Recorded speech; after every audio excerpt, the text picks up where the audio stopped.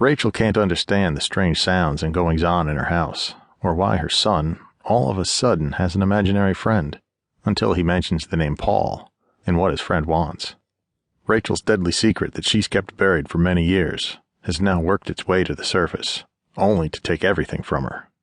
Bodies will drop like flies if she doesn't come to terms with her past and give in to the horrible demands of the dead. "Why is Uncle Paul here?" the boy asked gently, only momentarily interrupting his laughter to pose the question.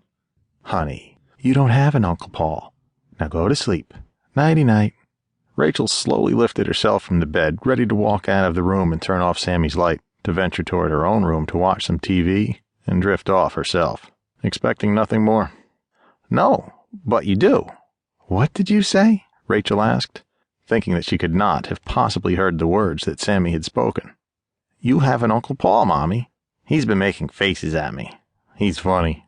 "That's not a very good joke, Sammy. Go to sleep." Rachel wondered how her son could have known the name of an uncle that had died long before his own life had begun. "He says the water was very cold, Mommy." "Water? What do you mean, water, Sammy?" Rachel posited, stepping closer to the bed, nearly resuming her seat, but pausing in a slightly bent posture. "He says the water was cold, and he couldn't breathe."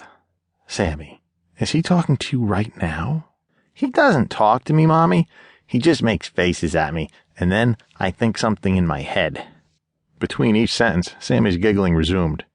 Rachel, now more concerned and deeply worried that there might be truth to it all, or that her son was making it all up.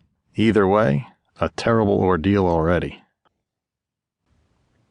The devilish among the dimensions of existence often steal what they cannot possess for themselves. For this reason, some find travel from this dimension to another thrust upon them with no warning or explanation. There is something about the house next door, nearly torn asunder by flames, but inside, a baby's cry seems impossible. It seems only to come from a faded photograph of a doll. When it is taken from its home, it seems to change, on its own, and with it, change the lives of those around it for the worse.